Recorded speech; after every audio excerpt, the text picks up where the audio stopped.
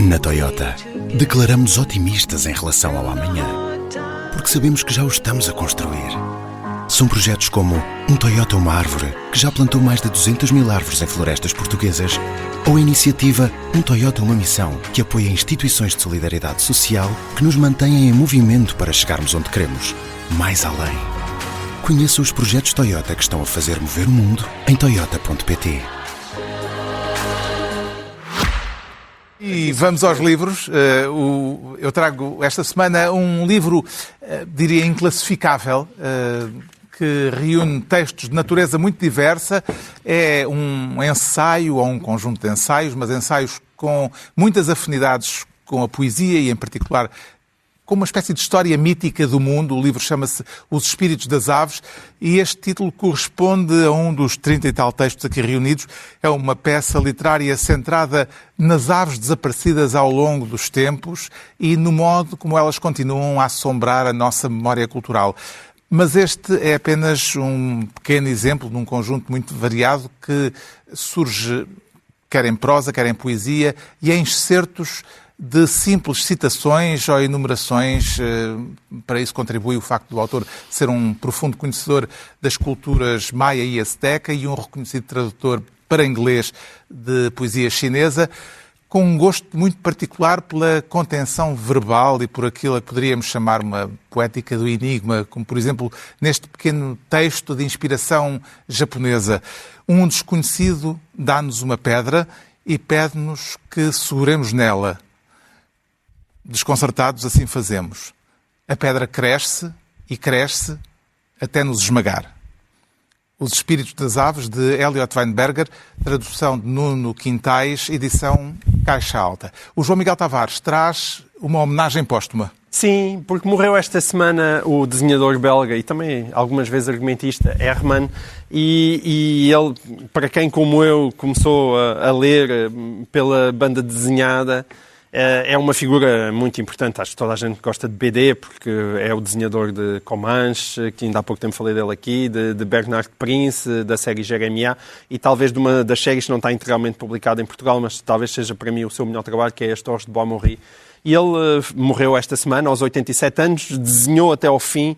Aliás, os seus últimos trabalhos já mostravam muito o peso da idade. E, entretanto, um pouco antes da sua morte, foi publicado em Portugal este volume que junta duas histórias, não só, embora as histórias não são ligadas entre si. Uma chama-se Old Pa Anderson e outra chama-se Redenção. Não são do seu melhor período, estes livros têm cerca de 10 anos e, portanto, ele já era um septuagenário, mas ainda assim era um desenhador extraordinário e vale sempre muito a pena mergulhar neste seu mundo de muito virtuosismo gráfico, de aplicação direta da cor, que é uma coisa que só está mesmo ao alcance dos melhores, e também um mundo sempre agressivo e violento, mas com uma enorme qualidade. Portanto, fica a sugestão, é uma edição da arte do autor. O Pedro Mexia traz a biografia de um grande teórico da linguagem.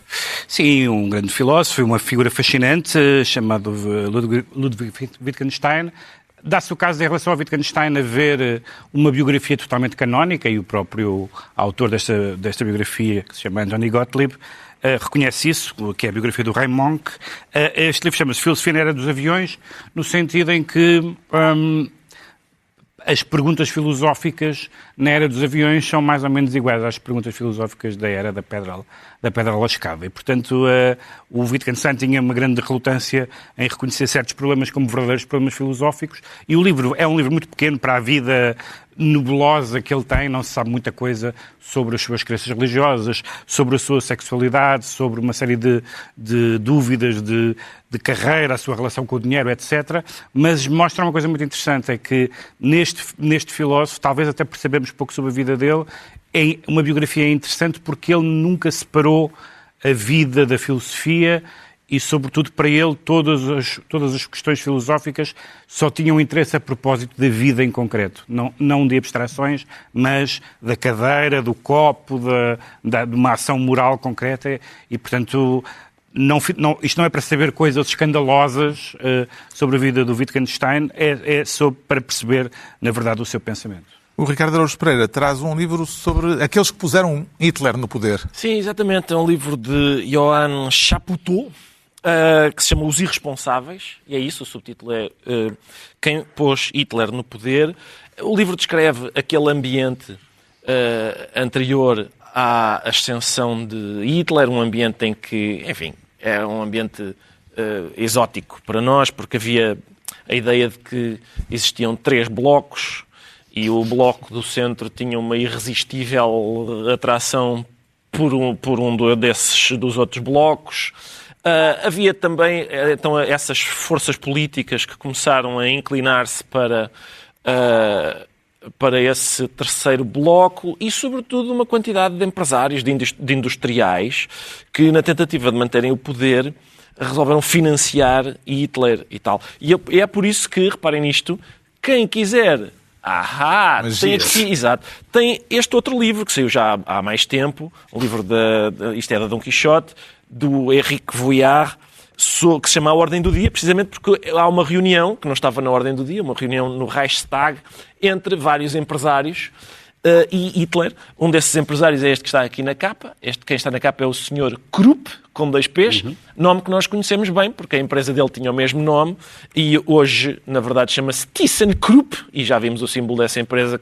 Quase sempre que entramos num elevador, está lá esse nome. Prosperou. Exato, sim. Deixa-me dizer que esse bloco do meio achava que eles fazem o trabalho sujo e depois a gente entra. Não é? Sim, ele vai ser o nosso fantoche. Correu bem. Assim se conclui mais uma reunião semanal, 2 a 8 dias à mesma hora, os mesmos de sempre, também, como sempre, em podcast. Pedro Mexia, João Miguel Tavares e Ricardo Araújo Pereira.